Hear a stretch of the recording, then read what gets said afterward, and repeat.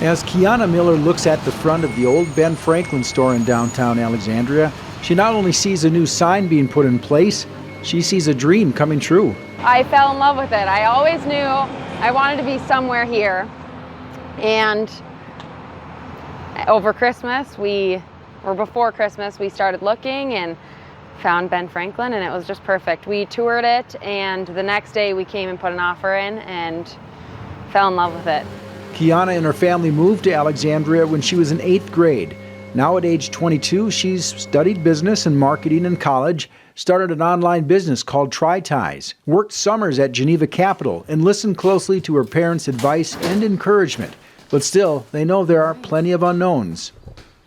Well, there's lots of risks. So buying a property in Alec during COVID and getting ready to open a store, both retail on the front and office suites in the back, there's all sorts of risks that we're challenged with. But a 22-year-old, I think, getting through college and being ready and looking at her history, I think we're ready to mitigate any risks. She'll do just fine. Some of the risks come in the business plan itself. It started as just a boutique.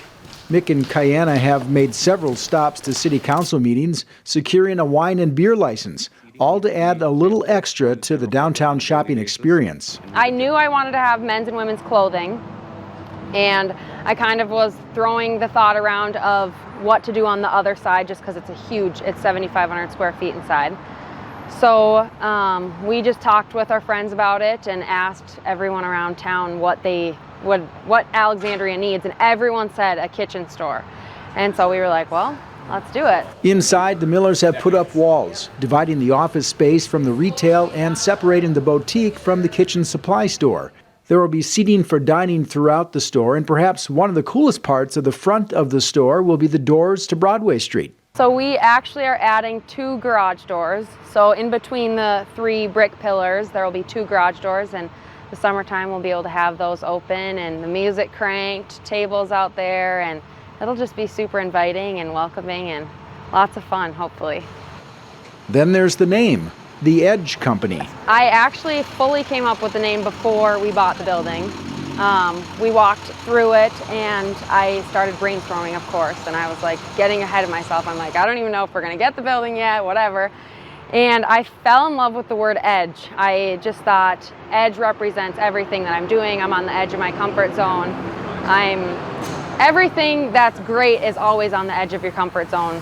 Obviously, work brought us to Minnesota, being North Dakota natives, and we looked at Alexandria as a place to, raise a family. Community is great, foundations are great. You look at everything from, what happens downtown and the lakes and the school systems, and this was really an opportunity for us to build a foundation as a family. But now, 10 years later, fast forward and look to create a business and help, downtown thrive and succeed and bring something new and innovative and inviting. It's just a great opportunity for our family.